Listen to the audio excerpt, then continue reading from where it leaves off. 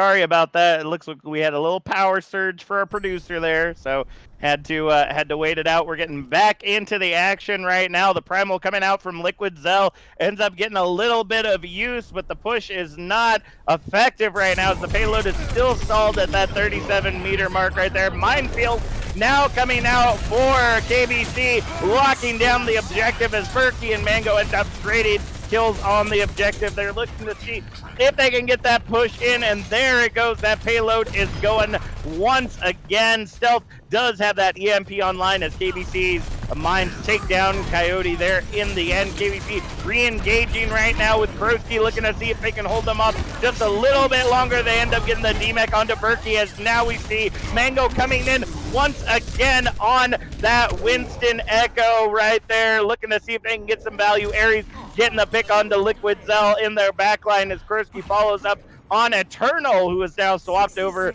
to the Widow as well with only 60 seconds remaining. I'm having a hard time seeing how Stealth is going to be able to get past this in a stealthy manner.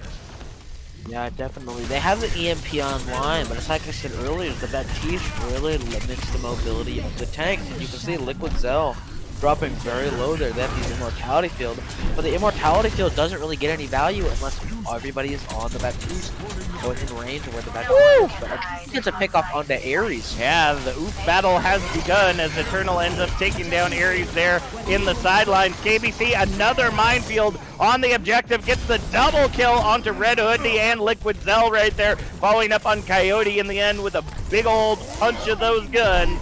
And a ball and chain onto Eternal as well. Stealth laying in that backline, looking to pop off that EMP as soon as they touch that cart. And it looks like they're going to be able to re-engage. That EMP comes down, ends up grabbing two with the beat drop from Kroski, saving the day. Keeping everyone going. Now the bomb going to the backline. Grabbing two! Mango and Kroski falling down. His training bot also falls to Stealth. Ares able to get the pick onto Eternal, making the oof battle 1-1 right now between the Widows and Ares, trying to get some picks as the Gentle ends up falling to Coyote, trying to use the Primal Rage to hold on to the objective as long as possible, not able to do it. Berkey ends up taking down Ares as well, and the dive will continue to move forward. Kroski trying to move their way back into the objective along with KBC. Big slam coming in on the objective, ends up getting the triple slam right there, but Berkey and Liquid Zell not phased in a bit right there, and oh no, not again. Oh my god. Ooh, man, they are just, Blizzard is just loving us tonight. The F's in the chat, folks, for this NA stream. We apologize. As you know, not even if we weren't social distancing, everyone is playing from their own homes. So, weather, connection loss, things like that. It's always an issue one way or another. And it looks like now we'll see a loss for the side of Calamity. So it will be interesting to see. I don't think we lost an ultimate, but we definitely lost alt charge for the side of Calamity. KBC just before the pause ended up popping out the minefield, which eventually will come out on the objective. But Berkey and Liquid Zell already got the double kill to start things off. So Hammer, what do you think that we're going to see here once we re-engage on the objective? Do you think that KBC is going to be able to pull off that double kill with the minefield, or do you think that the tank line there for Stealth is going to continue to hold strong? I think it's very possible. However, I feel like right now, as you can see in the kill feed, Kroski and Mango are both down already, and they have both support ults still online for the offense. So also KBC is gonna have to make sure to put in to get break the shield so their mines don't get broken immediately, and I need to put in.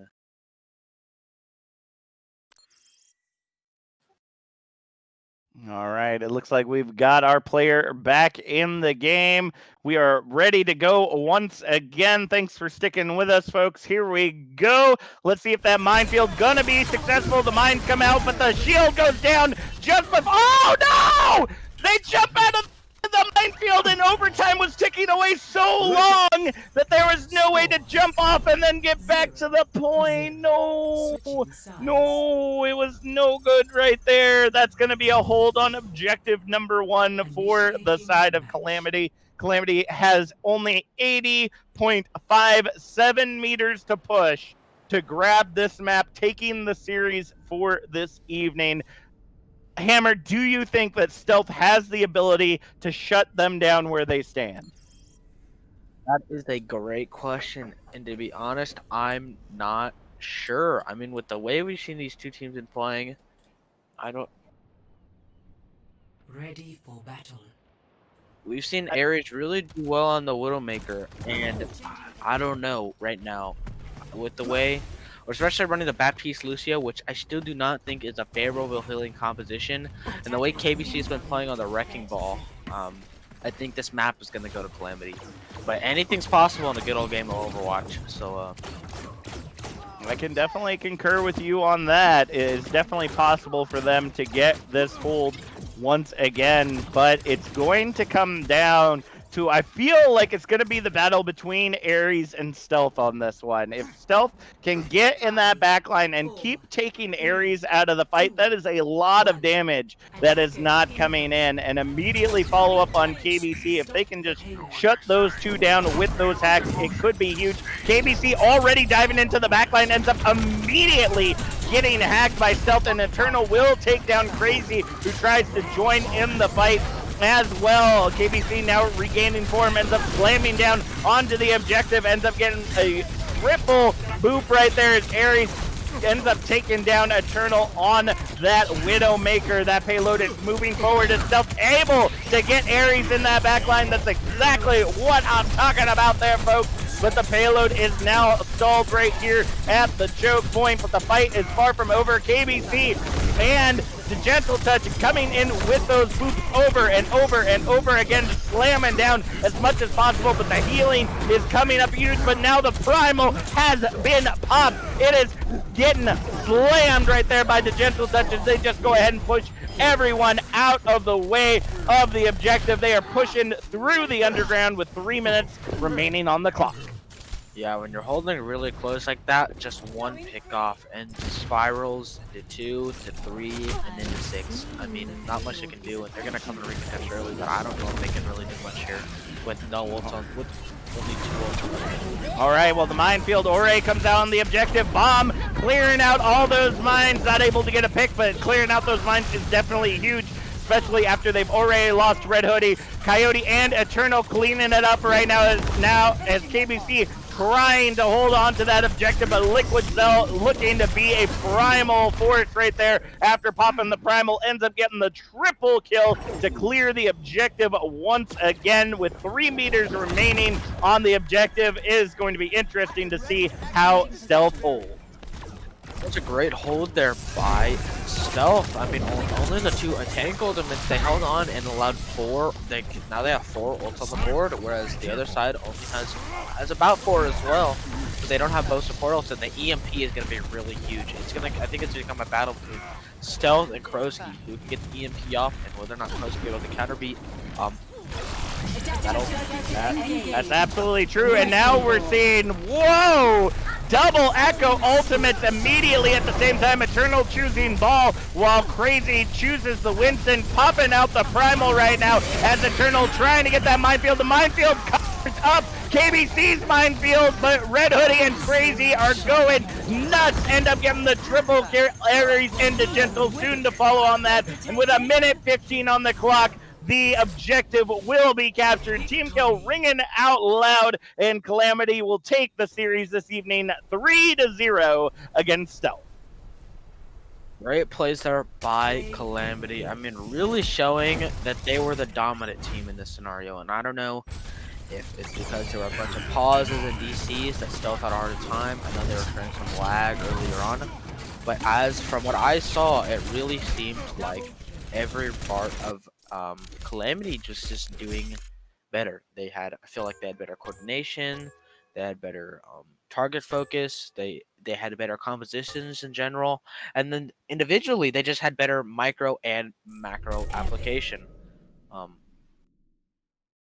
I can definitely concur with you on all of those. KBC always being an exceptionally strong force on that ball. I feel like if they would have swapped to a more cohesive kind of shutdown stunny comp, maybe like an Arissa Hog to be able to get those hooks, maybe even bring Brig into the action to just stun those dives immediately as they get into the fight and just kind of really shut that down with like a Reaper or a Junkrat. That definitely could have been a different direction. Stealth opted for the counter dive in both fights, and it just did not come out well for them. We are going to head to our fourth map of the evening. Remember, map differential always matters, folks. And our fourth map is going to be Temple of Anubis. So go ahead and pop off in that chat. Do you want to see Stealth be able to get away with at least one victory tonight, or do you want the craziness of Calamity to ring loud and proud, taking away the 4-0 and cementing that second place spot for them? Let us know as we go ahead and get started. Make sure to change that map once again. That was I don't know why it switched back. That was really weird. All right. I'm definitely interested to see how this will all turn around. It looks like a Boostception is back in and will be resuming their role, hopefully, for the entirety of Stealth's fight this time as we head into Temple. And it looks like we are also going to have Ikkyo come in for Ares. And I don't know about you, but I know how well Ikkyo plays, and I feel like we're getting ready to see some Nano Blade action going on tonight. What do you think, Hammer? I'm not sure. I know Ikkyo is very good on a variety of different heroes, the McCree, the Hanzo, the Genji. So it's going to be very interesting to see how what Stealth deals with that. I do agree with that. Ikkyo, just like Ares, is showing to be has always shown to be a predominant DPS force, and it will be intriguing to see, especially on Temple of Anubis. I feel like the Genji is the best one for this map. Typically, you see Genjis being picked on this map for the variety of different flank options that Genjis have to be able to get through these small side windows. We could even be seeing, something that's been very common on Temple of Anubis is Symmetra strats, either for the defense or the offense. Teleporter to be able to get either into the objective or teleporter to get back from the spawn quickly. There's so many different heroes that can be used on this, but it looks like Ikkyo going to be taking their hand at the Echo this time around as we see them come in on the defense for this fight. The teams are swapped, folks, so be sure to pay attention. Or no, the teams aren't swapped. Were they swapped for a moment? Because I thought they swapped, but I guess they didn't. So it's gonna be interesting to see here how Stealth attempts to crack this first point. As you're talking about, Genji is played on the map like this, because, and as we see, there's the Genji right there, because it's what like teams in like Gym and High Masters call like a hard point. It's a point that requires a definitive victory to enable the. It's a map that has a lot of rotations, very defender decided, and you typically have to use a big ultimate or get a lot of picks in order to be able to cap, which is where Genji and Blade really comes in handy. Well, it looks like they're opting for the EMP Vice, the Nano right there is Coyote opting on to the Moira for this fight. The Dynamite ends up going in for Crazy, gets some value out of it, but nobody is down just yet as the dive coming in. Liquid Zell and Boostception trying to hold on, but Crazy ends up taking down Liquid just a little too far out of position right there as the hammer swings coming in hard for the Gentle Touch right there. Is going to end up getting the DMEC onto Boostception. KBC coming in with a big chain and slam, taking down both Red Hoodie and Boostception, with Training Bot soon to follow on Eternal with a minute shaved off the clock. Stealth has got to figure out how they're going to sneak into this point. Yeah, right now Calamity is running a very interesting hybrid brawl and dive composition. KBC and Ikkyo And even Krosky are able to dive into their counter dive into their team, and that's a really early pick on a Liquid. Woo! That is absolutely huge right there. The Coalescence coming out from Coyote, not getting a whole lot of value with the team being so separated as they are right now. We see Red Hoodie just trying to see if they can poop some people out of position, as we see right now. Boostception trying to hold on to that high ground, but without any distance healing, is going to end up getting demexed by Ikkyo and that Bean, and will end up getting taken down by KBC. Another 45 seconds off that clock, and Stealth is just struggling to get into this objective. And if you look at the ults right now, it is 6 ultimates to like one ult and coming up on 3 more.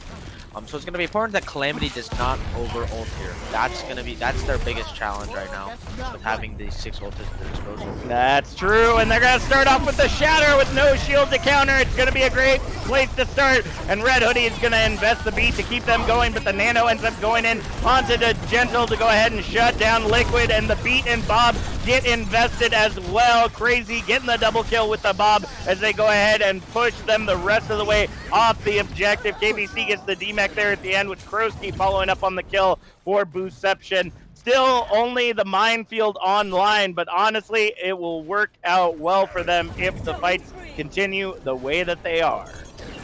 Definitely, and like I said, it was like I said though, they had 6 ultimates there, and they used 5. Shatter's coming up, they're coming up on another Shatter here, which is good, but they have nothing to stop this EMP Blade, EMP Bomb, the Coalescence, the Primal. Stealth is in a really good position to win this fight right now. All right, well, the bomb goes in, doesn't end up getting any value. Now the EMP Blade coming out, but doesn't end up grabbing KBC, so they end up using the minefield in the side room, but it looks like it will work out for them. Coalescence gets invested by Coyote, and with 40 seconds remaining on the clock, we will see Ikkyo be the last to fall to Boostception. They will grab Objective Alpha, and Stealth will start making their way into Objective Bravo. As we saw there, as I said, with the 5 ultimates and with the Genji Blade and the EMP, there was nothing that Calamity could do with their lack of ultimates. Maybe if they had the beat drop there, they would have been able to clutch that, because I don't think Krosky got EMP'd. So it just came down to ult managers earlier on, and it looks like they're about to engage on this one. That is true, and we see now KBC swapping over to the Hog vice the Ball, which is definitely a great pick for this map. Eternal ends up getting the dash pick onto Crazy, but with the DMAC onto Boostception, they're going to get staggered out and have another 45 seconds shaved off that time bank. 2 minutes, 45 seconds remaining for Stealth to get into this objective. Yeah, definitely. Running the Hog and the Reaper makes it much more difficult to dive onto Calamity here. And on this point especially, at the first point is a hard point to cap, but second point is even harder because of how close the spawn room is, because of how hard it is to push through these chokes, and that's a big... Diva Bomb and Shatter invested there from Ikkyo on that Echo as they go ahead and make their way in, looking to see if they can get a second bomb before the reset right there. Liquid Zell ends up getting the double kill regardless. Now the Coalescence being popped out by Coyote as the mines take down Liquid Zell from Ikkyo. They are pushing fast and furious into this objective, looking to see if they can get the initial picks they need to keep it going. But Crazy with the Crazy Blossom in the backline ends up getting the triple kill, shutting down whatever this push could have ended up being with all the picks they got with just a single ultimate. 1 minute, 40 seconds remaining on the clock. Yeah, definitely. Crazy, really taking advantage of all the squishy targets there and using that Blossom in a great manner, and they still have 3 ultimates online. However, on the other side of things, the other team has 3 ultimates as well. They swap to the Reinhardt to get through these much harder choke points, and they have the EMP Blade Bomb, which it's going to depend, again, it's going to depend on how to use that, especially with only 1 minute left. We're getting the last fight territory here, so it's all on Stealth and Eternal and Boostception to really make these ultimates count. Ooh, and that's not a good way to start, as Liquid Zell getting separated out from the rest of the team ends up falling. Diva Bomb gets invested anyway, but no! It goes on the high ground! It doesn't go far enough to get off to the other side. The EMP gets wasted as Ikkyo ends up getting the double kill in the back line. and that is going to shut down that push and, excuse me, all the ultimates that were going to end up coming out for the side of Stealth. It was a very hasty bomb EMP combo from the side of Stealth. They used those ultimates just in the after they were already done 2 or 3 people, and I started to question that choice, because now they only have to have the blade, and that's a huge pulse bomb. They don't have the blade anymore because that pulse bomb gonna take it out, and KBC gonna clean it up with the whole hog, and nothing but the hog gets the triple kill right there to keep everything else going. As we see Stealth now coming in as the Echo. Boostception swapping over to the ball, hoping that they can touch quick enough. Now we're seeing the blade come in from Eternal, but immediately gets anti. The B drop ends up getting invested from Red Hoodie just to try to keep the blade alive, but now the Blossom coming out from Crazy ends up taking down Eternal, but that's all that matters right now because it is just a feed fest now on the objective. Stealth just trying to get into the objective, trying to keep overtime going, and that is not how you want to be doing it. And like a set of dominoes, they will all fall down as overtime ticks away. Not a tick to be had on objective Bravo for Stealth. This map thus far, I feel like the points have been held and defended based off of ult management. If you're not sure what ult management is, it is the way you rotate your ultimates. You use like 2 or 3 ultimates one fight to cycle 2 or 3 more ultimates, and you continue with that cycle throughout the whole game in order to maximize your advantages and win conditions. However, I feel like both teams this round have been quite sloppy in the way that they've used ults. First point on that hold, Calamity used 5 ultimates in one fight. And it's not even like the enemy team used any ultimates as well. I think they only used maybe 1 or 2 ults there. And then point 2, Stealth came in and used 2 ults when they already down multiple people, and those 2 ults were the 2 of the largest parts of their win condition. So it's going to be really interesting to see how these 2 teams try and come back from this and potentially tighten up their ult management a little bit, especially seeing this Orisa Hog come out from the side of Stealth, which is a bit more pick based instead of using those heavy ultimates to defend. However, on the side of Calamity, we're going to see, as we were talking about, the Genji, the Nano Blade, KBC and Gentle on the Monkey and Ball, and then Crazy on the Doomfist. Doomfist has a lot of potential hitter to do a lot, especially with how well that KBC and Gentle Touch have been diving with them. So this is going to be a really interesting round to watch. It is definitely going to be huge to them. Let's see, can Stealth grab that victory right there? We're getting ready to find out as they go ahead and move their way out of spawn. KBC immediately making their way towards the objective, but gets swept and hooked with a fervor there by Coyote and Boostception. They're not going to be able to get the pick on them, though, as they go ahead and continue to push their way in. The dive follows up as Boostception ends up getting the anti-nated right there and pushed into the side room. Red Hoodie on that brick, going to end up taking down to Gentle as Crazy follows up onto Liquid Zell. It's a 5v5 fight right now as they get pushed back to the bridge, and Crazy gets Boostception with the uppercut. KBC slamming down on Red Hoodie as the flail takes down Ikkyo moments before. Right now we have Stealth trying to hold on to the objective as Eternal gets punched into oblivion by Crazy. Training Bot will follow up onto Stealth, and with only 50 seconds rather, they will grab Objective Alpha and move their way into Objective Bravo with 6 minutes on the clock. I talked a lot about ultimates before the round starts, but if you win the fight without any ultimates, that's even better. Going into this next point, they're going to have Nano Blade online, and it's going to be really on Red Hoodie and Boostception to really stop the blade. That's a great pick on Boostception. That was a beautiful way to start. Ends up delaying that meteor strike just a little bit longer, but KBC evening it up by taking down Eternal as well. Boostception able to follow up on Gentle Touch as they continue to fight out for control of the objective, but it looks like we're going to see them go ahead and pull back as Liquid Zell does take down Ikkyo. That's about 30 seconds off of the clock right there, but with a 5.5 minute time bank, I mean, that's going to be a hard one to really trickle down. And to be honest, if I'm looking at the ult bank of both teams right now, I would consider that a win for the side of Calamity. Even though they lost the push, they forced out the rally. The rally right now was the biggest combo, and here they come in with the Nano Blade. It's the battle of the Qs, and right now it's all on Calamity. Nano goes out. Nano Blade, a minefield, everything getting invested right now. Boostception bringing out the whole hog, trying to hold on to the objective, but ends up getting taken down by Ikkyo. Now the Primal Rage gets invested by Stealth on that Echo, but ends up pushing into the side room. It's not on the objective. Somebody has got to hold on to that as we now see Liquid Cell returning back into the fight along with Red Hood. He ends up getting the flail kill onto Krosky as they continue to take back that objective. All those ultimates and everything wasted as they go ahead and reclaim control. 4 minutes, 20 seconds remaining on the clock.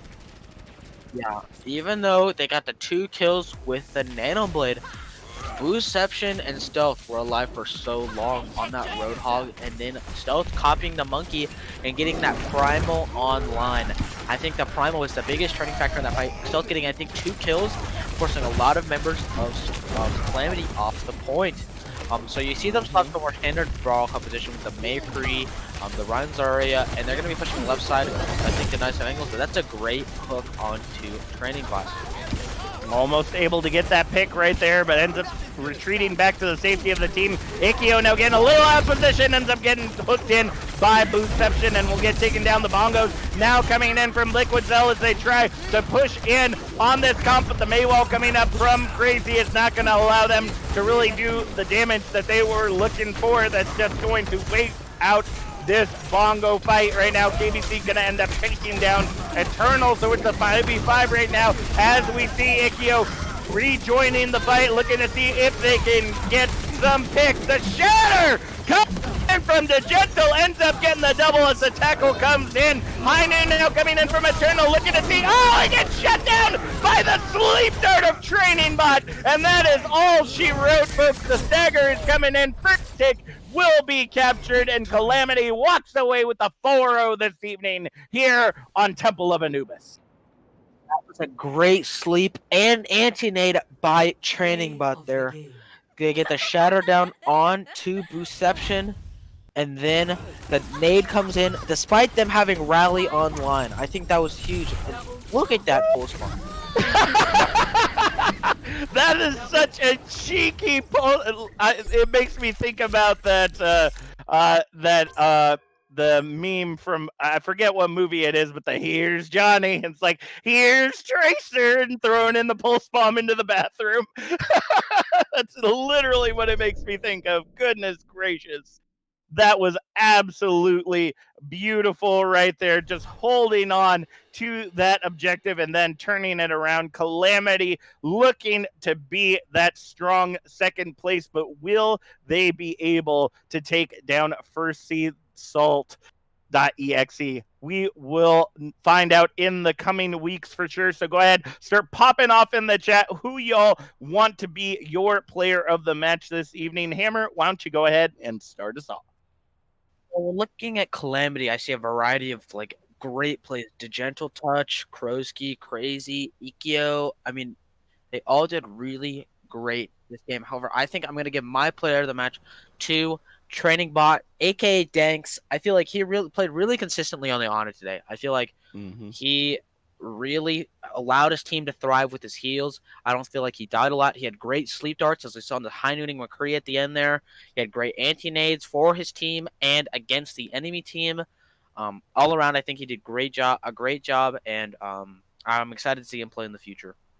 And I got to give some love to that main tank, Digental Touch, just coming in on that Rhine over and over again, just shutting down Berkey and the rest of Stealth over and over with those shatters, just being able to protect the team and be such an effective Rhine and Winston.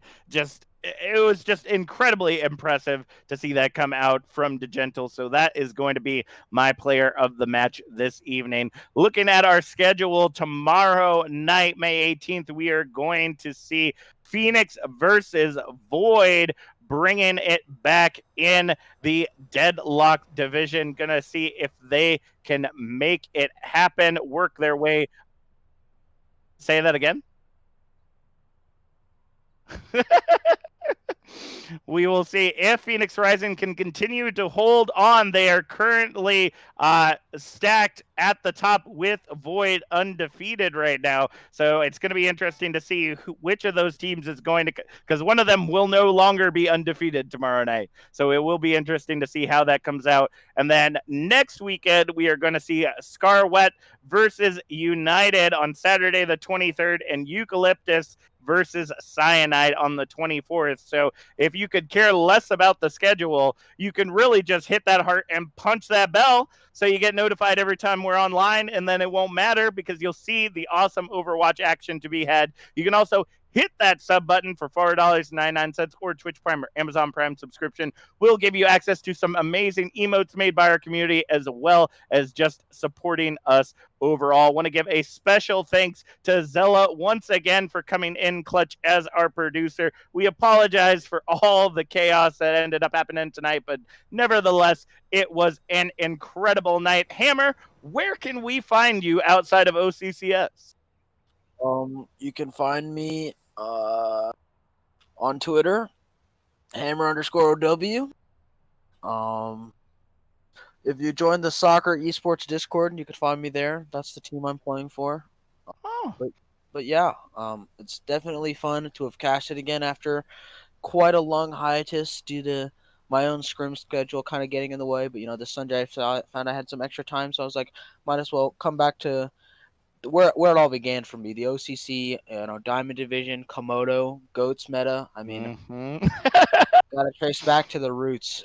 Nope, I understand. This is where I got my start low those 2 years ago when OCCS first began. You can find me at CAPT_Jack87 on Twitter. You can also follow me here on Twitch at twitch.tv/CaptainJack87. With that all being said, thank you so much for joining us here at the Overwatch Cavalry Club Squims, and we'll see y'all next time.